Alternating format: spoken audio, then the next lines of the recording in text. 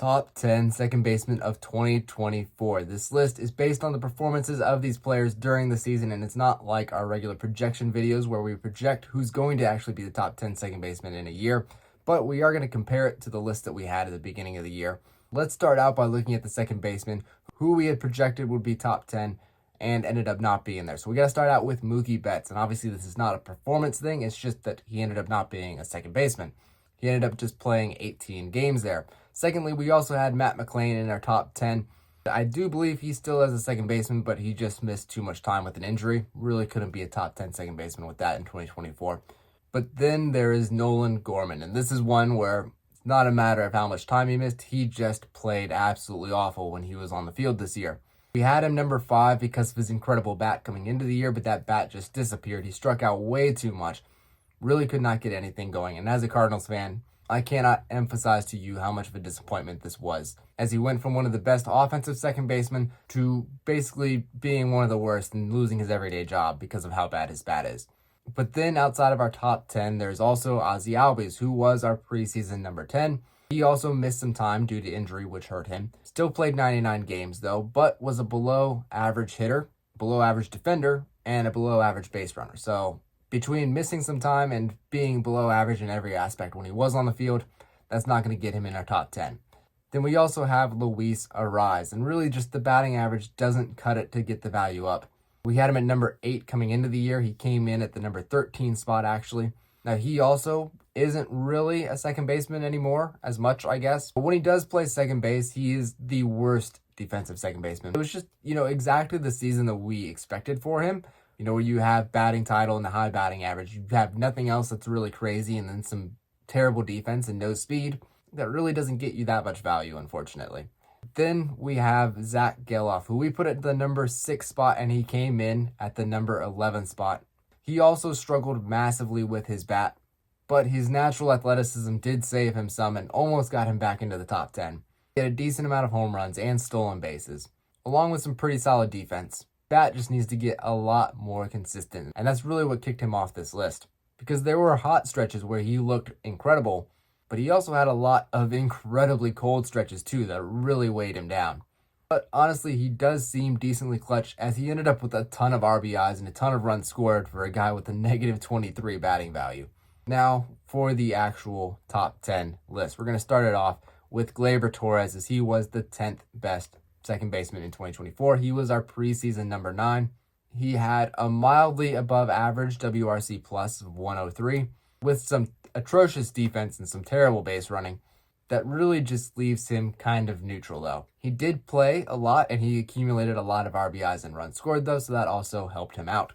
Then at the number 9 spot, we have Bryce Terang. Kind of the opposite of Gleyber Torres. The bat was kind of the opposite of Gleyber Torres. He has the amazing base running. He has the amazing defense, but he's below average at the plate. But 50 stolen bases is pretty impressive. And while his bat may not be that good, it's not that far below league average either. And he does a good enough job of getting on base so that he puts himself in a good position to where his speed can really make up for some things. Then at the number 8 spot, we have Brandon Lau of the Tampa Bay Rays, another guy who did miss some time. And if he had played more than 107 games, he probably would have been higher on this list. And that's kind of always the concern we have with him. That's always what holds him back, is being injured. We just need him to stay on the field. We know he's good. I mean, he's one of the best hitting second basemen in the game. Now at the number 7 spot, we have Nico Hoerner, who is another guy who is really elite defensively and really good at base running. But unlike Terang, who has a mildly below average bat, Nico Hoerner has a league average bat, so that's a step up. Then at the number 6 spot, we have Jake Cronenworth. Now, Cronenworth didn't have a particularly special year, and coming off of an even more disappointing 2023, I don't think many people really thought about his 2024 season in really a very positive light. But he was the better defensive option for the Padres over Luis Arraez. While he wasn't great offensively, he's another guy who is mildly above league average with WRC+. He also had a lot of run production with over 70 runs scored and 80 RBIs, and overall was just a major contributor to the Padres down the stretch of this year. But then at the number 5 spot is another massive surprise, and that is Luis Garcia Jr. And I am really disappointed in myself for not having the courage to stick him in my preseason top 10 coming into the year. But I am so glad that he had a really successful 2024 season. with 18 home runs, 22 stolen bases for Luis. It showed good all-around athleticism. He rarely strikes out. He had a 111 WRC+.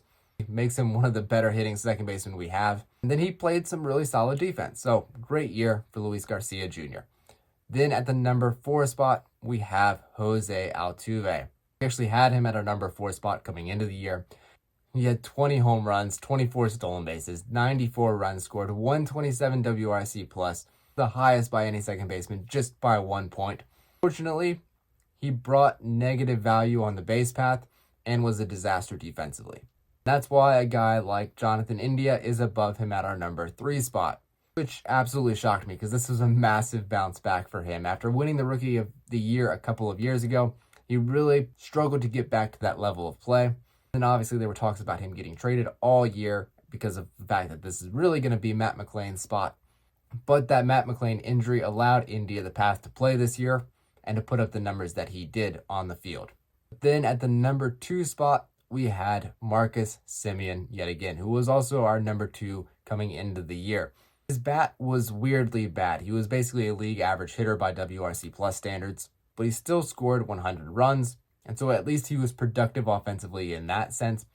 And he was also incredible defensively, really solid on the base path. So if he doesn't do anything below average, and the worst thing he does is average, and then that makes him a very good, well-rounded second baseman who plays a lot of games and gets a lot of production.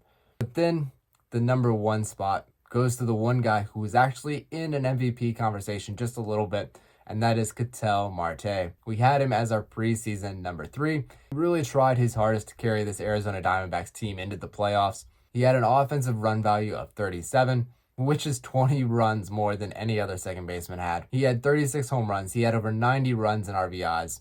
Walks a lot, doesn't strike out a whole lot, and he's an above-average runner with some really great defense. Just an all-around incredible player, and that's why Ketel Marte is our number 1. And we're going to redo this list as a projection going into 2025, so make sure to follow for that list. And then, of course, we're going to do the top 10 third baseman of 24 right after this.